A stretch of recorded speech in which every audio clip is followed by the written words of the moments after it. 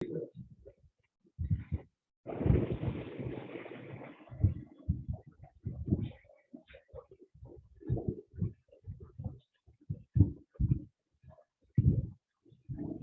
तो हम बात कर रहे थे सीआरडी और आरसीबीडी के डिफरेंस की। और वेरी गुड, आपने जो है ना बताया कि उसमें डिफरेंस क्या है।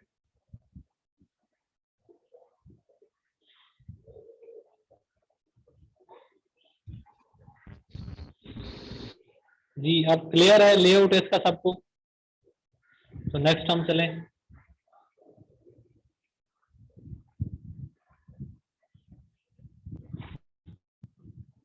नेक्स्ट जो है हमारे पास एग्जांपल है, जैसे सीआरडी में थी इस तरह से आरसीबीडी में भी है।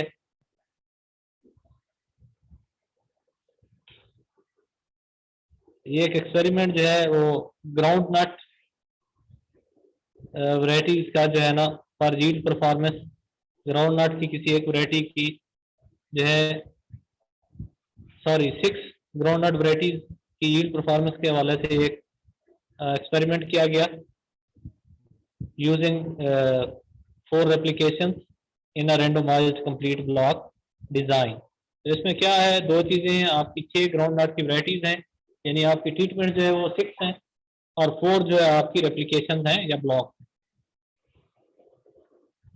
तो इसमें अगर आप देखें तो आगे इसका जो है पॉड यील्ड, तो नॉर्मली इसकी जो ग्राउंड नट की जो है वो पॉड यील्ड आती है, पॉड समेत, यानी उसके पॉड जो निकलते हैं उसका वजन लिया जाता है, तो पॉड यील्ड उसको कहते हैं कि टन पर हेक्टेयर में दी गई है।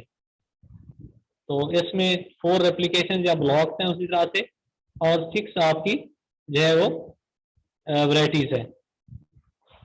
तो वैरायटीज में डिफरेंट ICGS 26 है, ICGS 67 है, ICGS 12, ICGS 8, इस तरह से GL 24 और ICGS 44, 6 जो है आपकी वैरायटीज या ट्रीटमेंट्स हैं, और इस तरह से 100 आपके ब्लॉक्स या रेप्लिकेशंस हैं। तो इनका डाटा दिया गया है, तो इनके टोटल ट्रीटमेंट का टोटल भी दिया गया है उसी तरह से जैसे सीआरडी के टेबल में था, फिर उसका ट्रीटमेंट का मीन दिया गया है।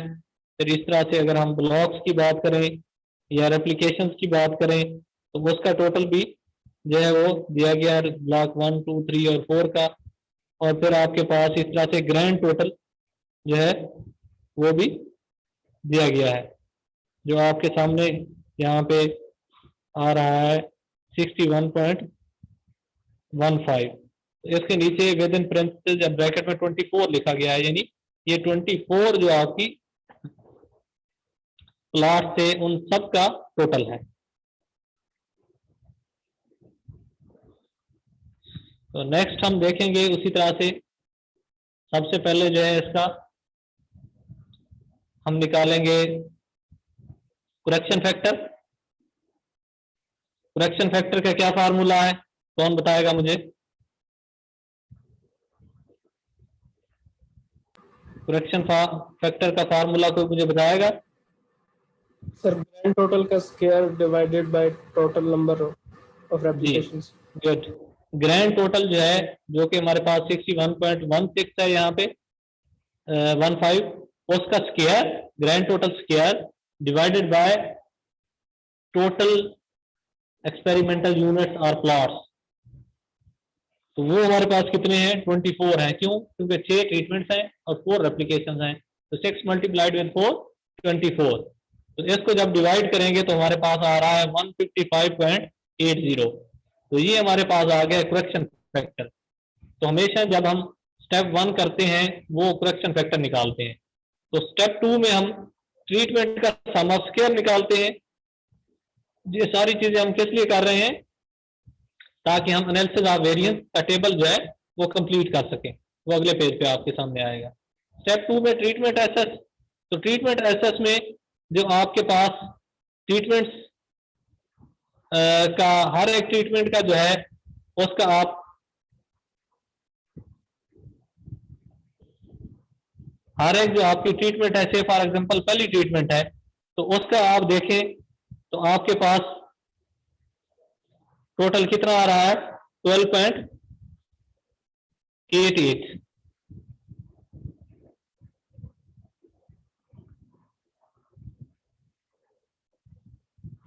नेक्स्ट।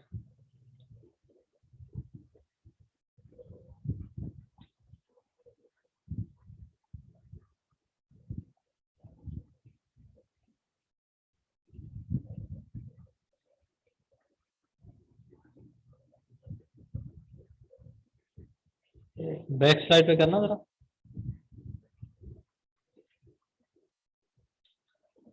तो इसमें अगर ट्रीटमेंट आप देखें तो पहली जो ट्रीटमेंट है उसका आपके पास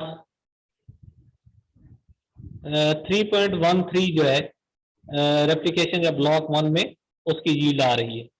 इस तरह से ट्रीटमेंट 1 की जो है आपके पास दूसरे में 3.33 आ रही है। तो ये टोटल आपकी 24 जो है एंट्रीज होंगी ट्रीटमेंट्स में। तो ये पहला मुझे लगता है ये टाइपो मिस्टेक है जो ट्रीटमेंट एसएस में पहली फिगर लिखी है 13.13, तो ये 3.13 आनी थी। तो इसमें 24 जितनी टोटल आपकी एंट्रीज हैं वो आपकी आ जाएंगी, लेकिन हर एक को आप इंडिविजुअली उसका स्केयर लेंगे और प्लस करते जाएंगे और उसके बाद आप उसको मैनेज करेंगे करेक्शन फैक्टर से।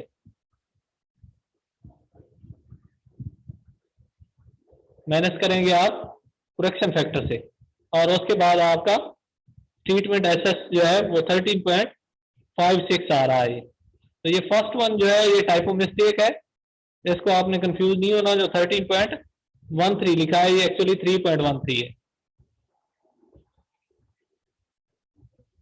तो इसमें एक चीज आप देखें कि यहाँ पे जब इनका स्केयर लिया गया इंडिविजुअली तो इसको किसी चीज से डिवाइड नहीं किया गया। क्यों?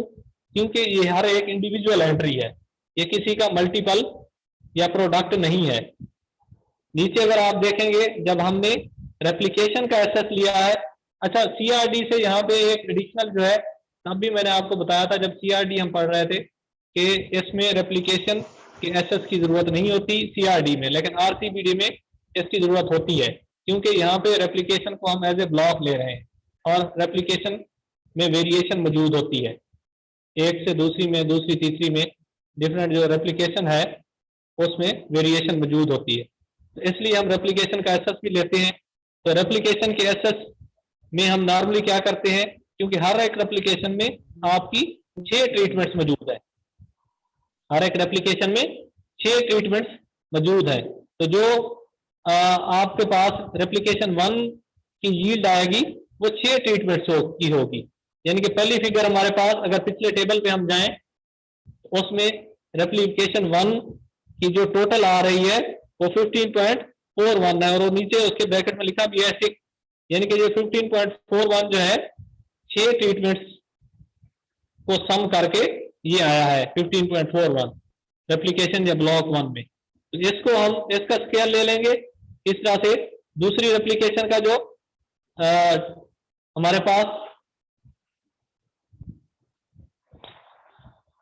सबसे पहले हमने जो डिस्कस किया वो हमारे पास था टोटल एसएस, ठीक है।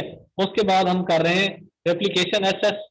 टोटल में हमने इंडिविजुअल हर एक एक्सपेरिमेंटल यूनिट को कंसीडर किया और जो रेप्लिकेशन एसएस है उसमें चूंकि हर एक रेप्लिकेशन मैंने जैसे आपको बताया हर एक रेप्लिकेशन में 6 ट्रीटमेंट्स हैं, तो हर एक रेप्लिकेशन का जो टोटल आ रहा है उसको हमने स्केयर उसका लिया और जमा किया दूसरी रेप्लिकेशन के टोटल के स्केयर से, फिर तीसरी रेप्लिकेशन का स्केयर है और फिर चौथी का, और इन सब को डिवाइड हमने किया 6 पे। क्यों किया वो मैं पहले बता चुका हूं कि हर एक रेप्लिकेशन का जो टोटल आ रहा है वो एक्चुअली 6 ट्रीटमेंट्स की यील्ड का टोटल है और यील्ड का, तो इसलिए उसको 6 पे डिवाइड करेंगे और माइनस फिर वही करेक्शन फैक्टर ही होगा।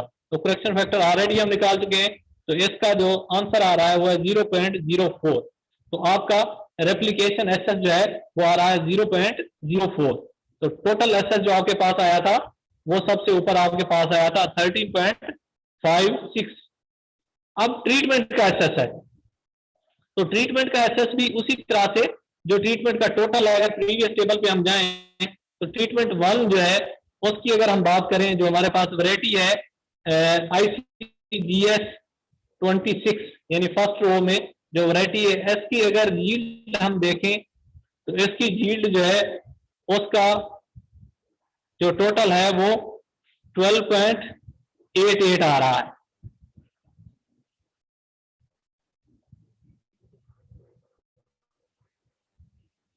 तो इस 12.88 का हम स्केयर लेंगे, फिर जो ट्रीटमेंट 2 है उसका जो टोटल आ रहा है उसका स्केयर लेंगे, फिर ट्रीटमेंट 3 का, 4 का, 5 का, और एंड पे ट्रीटमेंट 6 का जो है वो 12.34 स्केयर है। अब आप देखें पिछले टेबल पे अगर हम जाएं तो हर एक ट्रीटमेंट का जो टोटल आ रहा है वो एक्चुअली 4 रेप्लीकेशन में जब ट्रीटमेंट हमने लगाई, ट्रीटमेंट 1 यानी जो हमारे पास वैरायटी ICGS है, ICGS 26 जो वैरायटी है उसको हमने रेप्लिकेशन 1 में भी लगाया, 2 में भी लगाया, 3 में भी लगाया और 4 में भी लगाया।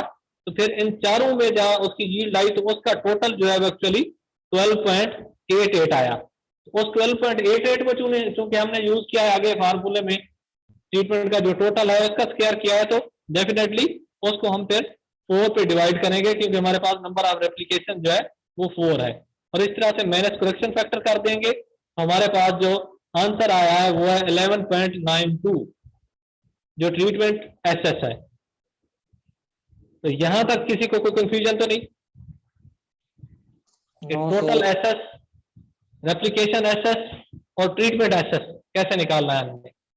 जो टोटल और ट्रीटमेंट है वो तो वैसे जैसे हमने सीआरडी में पढ़ा था, यहाँ पे सिर्फ रेप्लिकेशन को ऐड किया गया है, बाकी सेम फार्मूला है।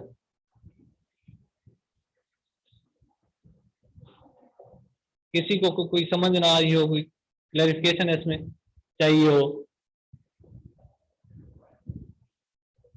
अदरवाइज इसके बाद हमारे पास है एरर एसएस। तो एरर एसएस का फार्मूला जो है सीआरडी से थोड़ा सा यहाँ पे डिफरेंस है क्योंकि वहां पे था total SS minus treatment SS, लेकिन चूंकि यहाँ पे रेप्लिकेशन का एसएस भी इन्वॉल्व है तो जो हमारा एरर एसएस आएगा वो आएगा total SS minus replication SS plus treatment SS, यानी रेप्लिकेशन और ट्रीटमेंट के एसएस को हम जमा करेंगे और उन दोनों को जमा करने के बाद टोटल एसएस में से उसको माइनस कर देंगे, तो वो हमारे पास इसका आंसर आ जाएगा एरर एसएस का, जो कि यहाँ पे हमारे पास आ रहा है 1.60। तो ये हमने चेक किया कि कैसे करेक्शन फैक्टर निकलेगा, कैसे टोटल एसएस आएगा, रेप्लिकेशन एसएस, ट्रीटमेंट एसएस और एरर एसएस। इसको आगे हम एनोवा टेबल में जो है वो पुट करेंगे। तो एनोवा टेबल का फॉर्मेट ऑलमोस्ट वही है, सिर्फ जो रेप्लिकेशन है वो ऐड हुआ है यहाँ पे, क्योंकि मैंने पहले बताया था कि सोर्स ऑफ वेरिएशन में सीआरडी में रेप्लिकेशन नहीं होता, लेकिन आरसीबीडी में रेप्लिकेशन भी सोर्स ऑफ वेरिएशन होता है, क्योंकि इसकी बुनियाद ही आरसीबीडी की यही है कि जो सॉइल में वेरिएशन होती है उसको कम करने के लिए हम रेप्लिकेशन की ब्लॉकिंग कर लेते हैं। तो इसलिए रेप्लिकेशन जो है वो सोर्स ऑफ वेरिएशन है। तो इसमें रेप्लिकेशन है फर्स्ट वन, सेकंड वन, जो वैरायटीज, जो ट्रीटमेंट तुम्हारी क्योंकि वैरायटीज है यहाँ पे तो वैरायटी आ गया, उसके बाद एरर है और उसके बाद टोटल है। तो नेक्स्ट कॉलम में डिग्री ऑफ फ्रीडम है, वो हम बड़ा डिटेल में पिछली दफा हमने डिस्कस किया था कि उसको हम जो नंबर होता है उसमें से -1 कर देते हैं, यानी रेप्लिकेशन हमारे पास टोटल 4 थी तो 4 में से -1 किया तो डिग्री ऑफ फ्रीडम रेप्लिकेशन का कितना आ गया 3। इस तरह से वैरायटीज क्योंकि 6 थी तो उसका डिग्री ऑफ फ्रीडम 5 आ गया। और फिर टोटल अगर हम देखें तो टोटल का 23 क्यों आ रहा है, कोई मुझे बताएगा टोटल का डिग्री ऑफ फ्रीडम 23 क्यों आ रहा है?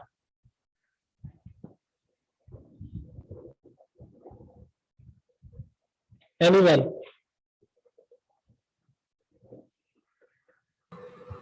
सर ये रेप्लिकेशन, वेरिएशन और एरर तीनों को प्लस कर दिया तो ये टोटल जो एरर है वो इन तीनों को जमा करके वो 23 बनता है। नहीं बेटा,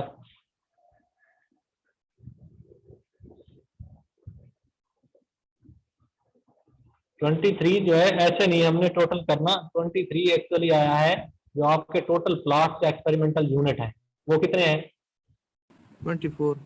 24। उसमें से -1 करें, यस 23 आ जाएगा। अब जो एरर का है वो हमेशा फार्मूले के जरिए इस तरह निकलता है, error degree of freedom is equal to, उसको आप total minus replication minus variety कर सकते हैं, तो वो आपका आ जाएगा 15। ठीक है, यानी सर जब भी एरर निकालना हो तो जो डिग्री ऑफ फ्रीडम और एप्लीकेशन की होती है और वेरिएंस होती है वेरिएशन की, उनको मल्टीप्लाई कर दें। उसको मल्टीप्लाई भी कर सकते हैं आप। एक फार्मूला ये है कि error SS is equal to sorry error degree of freedom is equal to replication degree of freedom multiplied with variety और ट्रीटमेंट डिग्री ऑफ फ्रीडम, तो वो 3 × 5 15 हो जाएगा। एक और भी आसान तरीका है कि आप टोटल में से उन दो को निकाल दें जो ऊपर आपकी रेप्लिकेशन और वैरायटी है, यानी टोटल आपका 23 है, उसमें से 3 और 5 ये कितने हो गए रेप्लिकेशन और वैरायटी, 3 + 5 8, तो 23 में से 8 निकाल देंगे तो वो भी 15 आ जाएगा। लेकिन जो स्टैंडर्ड फार्मूला यही है कि error degree of freedom is equal to, ये आरसीबीडी के लिए है, ये याद रखना है, error degree of freedom is equal to replication degree of freedom multiplied with treatment degree of freedom. तो यहाँ पे ट्रीटमेंट हमारी क्योंकि वैरायटीज हैं तो 3 × 5 ये 15 आ जाए। क्लियर, ये पॉइंट क्लियर हो गया सबको एरर डिग्री ऑफ फ्रीडम का? यस सर, सीआरडी के लिए भी सर रिपीट कर दें एक बार प्लीज, सीआरडी के लिए क्या होगा एरर का डिग्री ऑफ फ्रीडम? सीआरडी के लिए जो एरर का डिग्री ऑफ फ्रीडम है उसमें आपके पास चूंकि रेप्लिकेशन सोर्स ऑफ वेरिएशन नहीं होता, ठीक है, तो उसमें आप सिंपली जो है उसको मैनेज कर देते हैं, टोटल डिग्री ऑफ फ्रीडम को मैनेज कर देते हैं उससे ट्रीटमेंट डिग्री ऑफ फ्रीडम को। यानी कि यहीं पे अगर हम बात करें इसी टेबल में, तो ऊपर वाला रेप्लिकेशन को आप भूल जाएं, टोटल डिग्री ऑफ फ्रीडम आपका 23 है और ट्रीटमेंट या वैरायटीज का 5 है, तो टोटल 23 में से 5 मैनेज करेंगे तो वहां पे एरर डिग्री ऑफ फ्रीडम जो है वो 18 आएगा अगर ये सीआरडी हो तो। क्लियर? Yes sir clear. आगे अगला हमारा पास कॉलम जो है वो एसएस का है, सम ऑफ स्क्वायर। उसमें जो सम ऑफ स्क्वायर ऊपर हमने कैलकुलेट किए थे वही यहाँ पे पुट हो गए हैं कि रेप्लिकेशन का 0.04 है और जो वैरायटी या ट्रीटमेंट का है वो 11.92 है, और इसी तरह से आपके पास जो टोटल है वो 13.56 है, और जो एरर का है वो हमने फार्मूला वही लगाया था कि टोटल में से माइनस कर दिया था रेप्लिकेशन और ट्रीटमेंट या जिसको वैरायटी भी हम यहाँ बोल रहे हैं उसका, तो बाकी बचा था 1.60, तो वो भी वहां पे पुट हो गया है सच एसएस। आगे एमएसएस है, मीन सम ऑफ स्क्वायर, वो पिछली दफा जैसे हमने डिस्कस किया था कि उसका एक फार्मूला है, से फॉर एग्जांपल रेप्लिकेशन का एमएसएस हमने निकालना है तो इसका फार्मूला है replication SS divided by replication degree of freedom, यानी रेप्लिकेशन एसएस जो है वो 0.04 है और उसको डिवाइड करेंगे 3 से, तो ये हमारे पास रेप्लिकेशन एमएसएस आ जाएगा 0.013। तो सेम इसी तरह से ट्रीटमेंट या वैरायटी का जो है उसमें ट्रीटमेंट या वैरायटी का एसएस और डिवाइडेड बाय ट्रीटमेंट और वैरायटी डिग्री ऑफ फ्रीडम, यानी 11.92 को जो हम डिवाइड करेंगे 5 से तो ये हमारे पास 2.384 आ गया है वैरायटी का एमएसएस। इसी तरह से एरर का भी सेम आ जाएगा कि आप एरर के एसएस को उसके डिग्री ऑफ फ्रीडम से डिवाइड कर देंगे, यानी 1.60 डिवाइडेड बाय 15, तो ये हमारे पास 0.107 इसका एमएसएस आ गया। आगे फिर एफ जो कैलकुलेट किया गया है टेबल में, तो उसके लिए यही है कि रेप्लिकेशन के लिए जो आपने एफ निकालना है तो उसको भी आपने डिवाइड करना है एरर के एमएसएस पे, ठीक है, यानी 0.013 डिवाइडेड बाय 0.107, तो ये जवाब आ गया 0.12। और अगर जो सबसे इंपॉर्टेंट होता है वो ट्रीटमेंट का होता है आपके पास एफ, तो ट्रीटमेंट का एफ जो है वो निकलेगा आपका treatment MSS divided by error MSS, तो इसमें ट्रीटमेंट MSS जो 2.384 है और एरर जो है उसका MSS है 0.107। तो इसको जब डिवाइड करेंगे तो इसका आंसर हमारे पास आ रहा है 22.33। तो अब रेप्लिकेशन के उसकी इतनी वैल्यू नहीं होती, तो हमें चूंकि ट्रीटमेंट से गर्ज होता है उसकी सिग्निफिकेंस देखनी होती है हमने। तो उसमें अगर हमने टेबुलेटेड वैल्यू में 5% प्रोबेबिलिटी पे देखा तो एफ की जो वैल्यू थी वो 2.90 है, और 1% पे अगर हमने देखा तो एफ टेबुलेटेड वैल्यू जो है वो 4.56 है।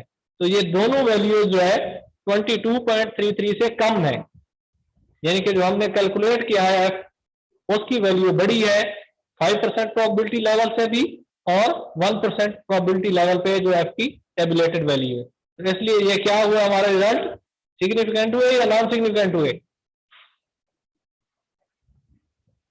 क्यों भाई फैसल, ये हमारे रिजल्ट सिग्निफिकेंट हुए या नॉन सिग्निफिकेंट हुए जब हमारी एफ की कैलकुलेटेड वैल्यू जो है वो एफ टेबुलेटेड वैल्यू से बड़ी है? सिग्निफिकेंट से। Significant, good. जब भी हमारी कैलकुलेटेड वैल्यू टेबुलेटेड वैल्यू से बड़ी होती है तो हमारे रिजल्ट सिग्निफिकेंट होते हैं। अगर 5% वाले से बड़ी है तो सिंपल हम उसको सिग्निफिकेंट कहते हैं। अगर 1% वाले से भी बड़ी है जैसे कि यहाँ पे है तो उसको फिर हम हाईली सिग्निफिकेंट कहते हैं कि ये रिजल्ट हमारे हाईली सिग्निफिकेंट है, इनमें बहुत ज्यादा वैरायटीज के दरमियान वेरिएशन है। तो नेक्स्ट देखते हैं इसको हम।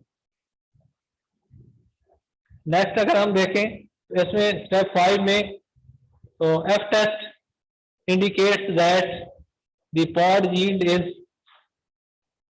significantly different between the varieties। Different जो varieties हैं उसमें significantly different है yield।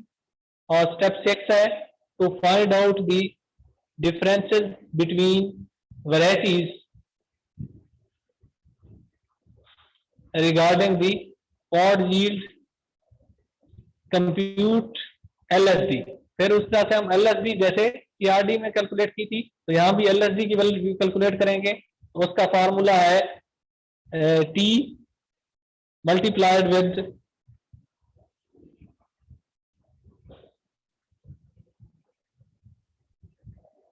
Standard error of deviation. तो T की वैल्यू जो है ये हम टेबल से लेंगे और 0.05 प्रोबेबिलिटी पे लेंगे, यानी 5% प्रोबेबिलिटी या इसको 0.05 कहते हैं। उससे जो टी की वैल्यू आएगी उसको मल्टीप्लाई कर देंगे स्टैंडर्ड एरर ऑफ डेविएशन से, तो ये एलएसडी की वैल्यू निकल आएगी। तो स्टैंडर्ड एरर ऑफ डेविएशन का फार्मूला जैसे कि पहले भी हमने तो उसमें पीछे डिस्कस किया था, error mean sum of square multiplied with 2, उसका अंडर रूट ले लेंगे और उसको माइनस कर देंगे उसमें से रेप्लिकेशन अंडर रूट, सॉरी ये डिवाइड कर देंगे उसको।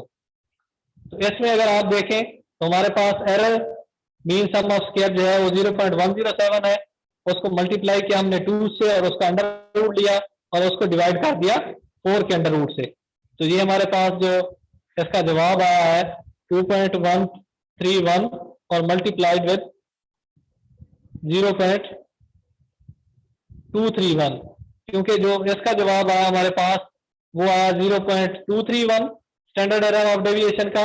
तो फिर जब हमने एलएसडी के फार्मूला में पुट किया तो टी वैल्यू हमारे पास 2.131 थी और उसको मल्टीप्लाई किया हमने स्टैंडर्ड एरर ऑफ डेविएशन से 0.231 से, तो हमारे पास आंसर जो है वो आ रहा है 0.492।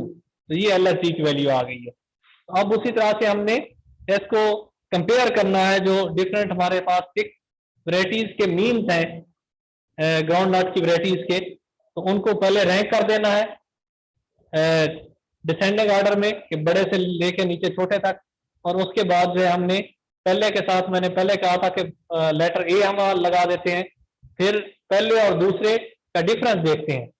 तो अगर तो डिफरेंस जो है एलएसडी की वैल्यू से बड़ा है तो लेटर डिफरेंट आ जाएगा, लेकिन यहाँ पे डिफरेंस सिर्फ 0.16 का है और हमारी एलएसडी की जो वैल्यू है वो हमारे पास है,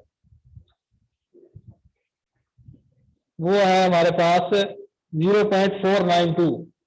तो 0.492 से इसका डिफरेंस चूंकि कम है तो दूसरे के साथ भी ये लग गया।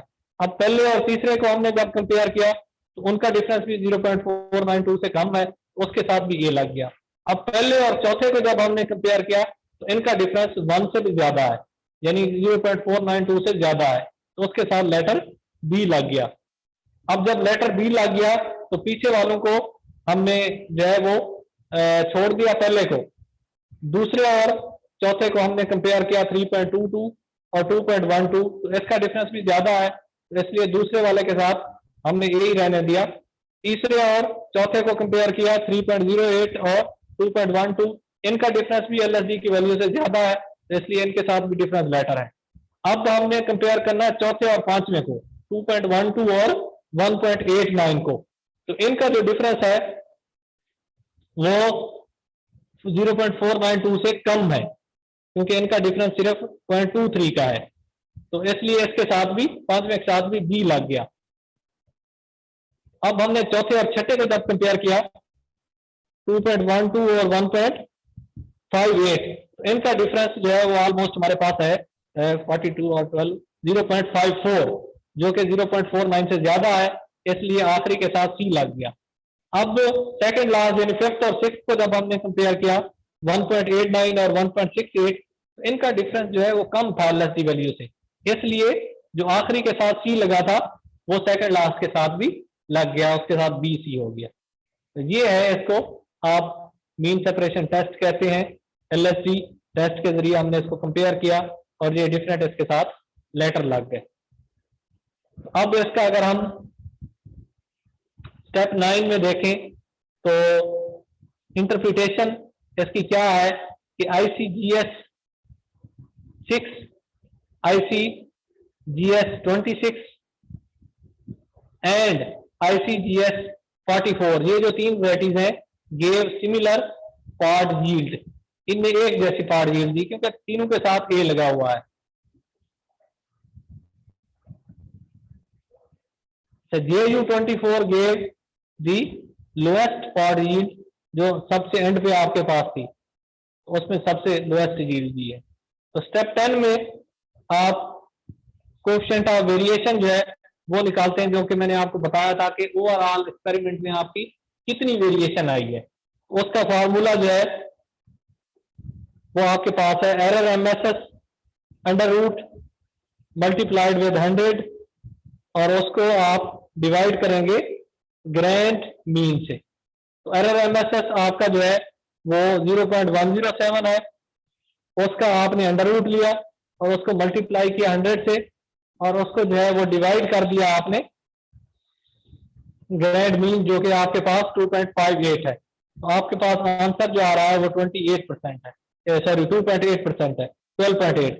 तो यानी कि आपके जो एक्सपेरिमेंट में ओवरऑल वेरिएशन आई है वो 12.8% की आई, यानी कि उसमें डिफरेंट रेप्लिकेशन में, डिफरेंट ट्रीटमेंट्स में जो आपके पास टोटल 24 एक्सपेरिमेंटल यूनिट थी, उनकी जो वेरिएशन थी वो 12.8% थी। तो ये आपको correction sorry coefficient of variation CV जो है वो बता रहा है।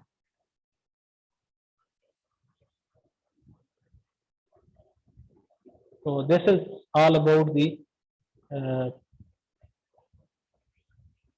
RCBD completely randomized complete block design RCBD। तो इसमें अगर आप लोगों का कोई क्वेश्चन है तो वो वेलकम। वैसे तो हम साथ साथ डिस्कस करते रहे हैं, लेकिन मैं चाहूंगा कि आप लोगों के क्वेश्चन आए।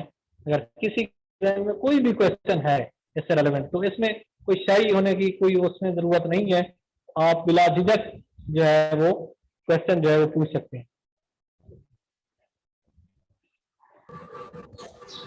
ये नहीं सोचना कि बाकी लोग क्या कहेंगे कि इसकी भी समझ नहीं आई, कोई बात नहीं है।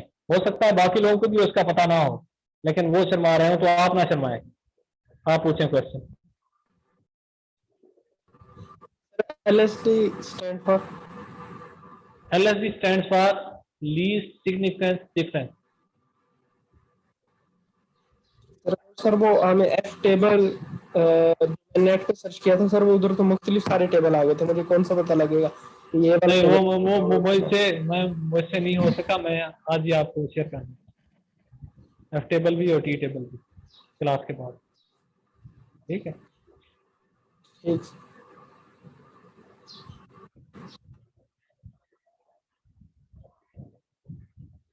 इसमें जो है एक असाइनमेंट भी मैं आपको आज या कल जो है अपलोड कर दूंगा। ठीक है, तो वो उसके लिए भी आपके पास एक वीक होगा, उसमें कोई एग्जांपल आपको दी जाएगी कि वो आपने हमारे सामने कोई असाइनमेंट दिया आपको। ये सर उन्होंने आरसीबीडी का लेआउट बनाने की असाइनमेंट दी थी। ठीक है, चले मैं कोई एग्जांपल दूंगा जिसमें आपने उसका ये सारे steps SS MS ANOVA table complete करना होगा, और उसके बाद एलएसडी यूज करते हुए उसका जो है ना लेटरिंग करनी होगी। तो ये आज या कल अपलोड हो जाएगी, एक वीक होगा, उसके अंदर अंदर आपने जो है कंप्लीट करके, तो जो वीक के अंदर सबमिट करवाएगा उसके बाद लॉक हो जाएगी वो, उसी की कंसीडर होगी। तो इसके डेफिनेटली जो आपके असाइनमेंट के मार्क्स होते हैं उसमें ये इंक्लूड होगी। तो इसको सीरियस लेना है आपने, और वेल एंड टाइम जो है सबमिट करवानी है, क्योंकि टाइम के बाद जो है वो लॉक हो जाएगी, तो फिर सबमिट ही नहीं हो सकेगी।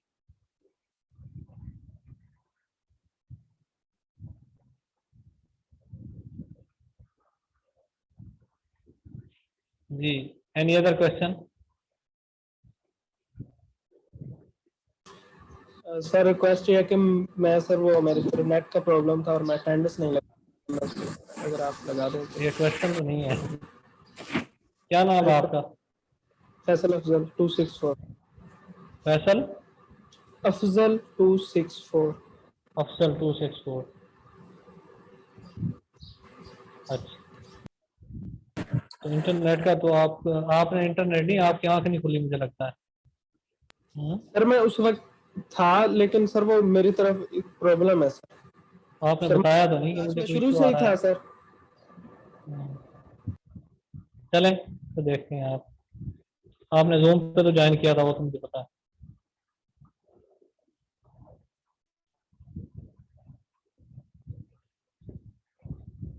जी, एनी अदर क्वेश्चन?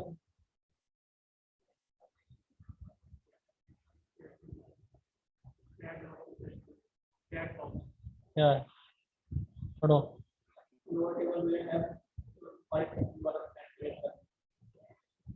F 5% किसका है फिर?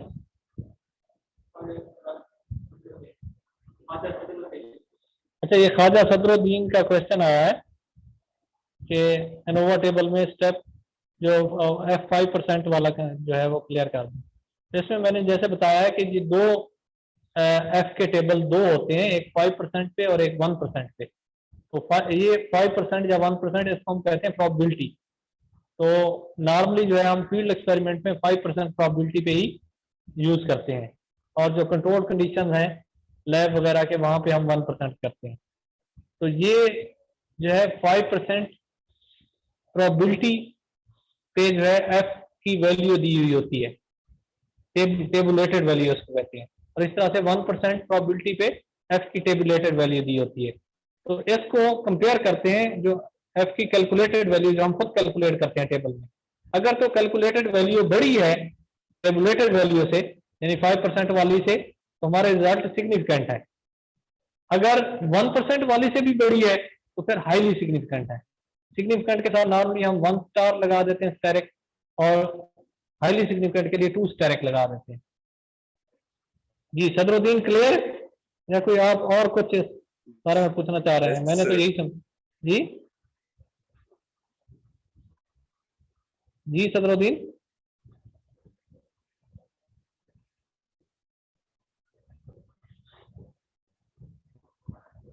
अब क्या है नेक्स्ट चैट में?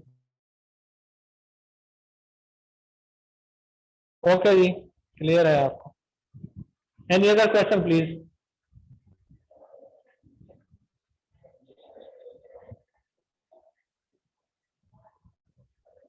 चले बहरहाल एक दो हम फिर रिपीट करूंगा कि आप लोग जो है ना कोई प्लान करें, जो है ना अपना फिजिकल पीएस की क्लासेस, चाहे ओवरऑल क्लास प्लान कर ले, ताकि बाकी भी जो जो आपके क्लास के प्रैक्टिकल्स हैं जो आप समझते हैं कि बहुत ज़रूरी हैं वो हो जाए, ताकि जो है ना अपना या कोई और चीज़ इवन थ्योरी में भी आप फिजिकल समझना चाहते हैं, क्योंकि आप लोगों के मिड जो है तो 1-2 वीक में चूँकि शुरू होंगे तो उसमें फिर आप लोगों को प्रॉब्लम ना हो।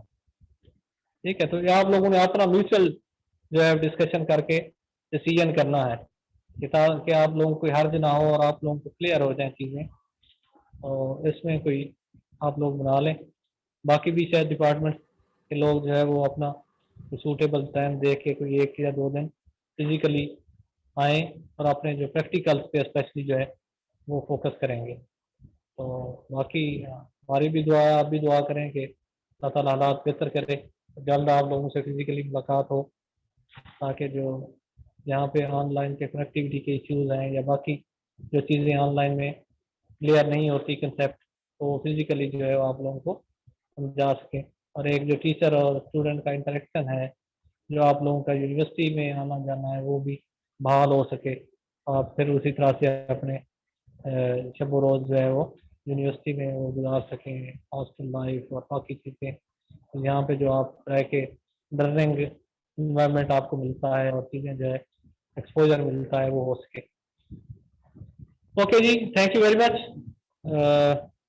तो अपना ख्याल रखें, और असाइनमेंट्स का आप लोग चेक करना है अपने LMS पे, आपको व्हाट्सएप में भी मैसेज मिल जाएगा कि अपनी असाइनमेंट आपकी अपलोड हो गई है, उस पर आपने अपने वेल एंड टाइम काइंडली 1 दिन पहले करके भेज देनी है, ताकि मैं चाहता हूँ कि आप लोग इस दफ़ा इसमें मैक्सिमम जो है मार्क्स लें एक्सपोर्ट्स में। नॉर्मली इसमें थोड़ा सा बच्चे अवॉइड करते हैं स्पोर्ट्स से कि स्टैट का है, लेकिन ये आपको बहुत काम आएगा, मैं क्लियर कट आपको बात बता रहा हूँ फ्यूचर में। तो इस पे आपने फोकस करना है असाइनमेंट पे, और वेल एंड टाइम, चाहे डॉक्टर अमार साहब को असाइनमेंट दें, मेरी वेल एंड टाइम सबमिट करवाएं। ओके, थैंक यू, अल्लाह हाफिज़।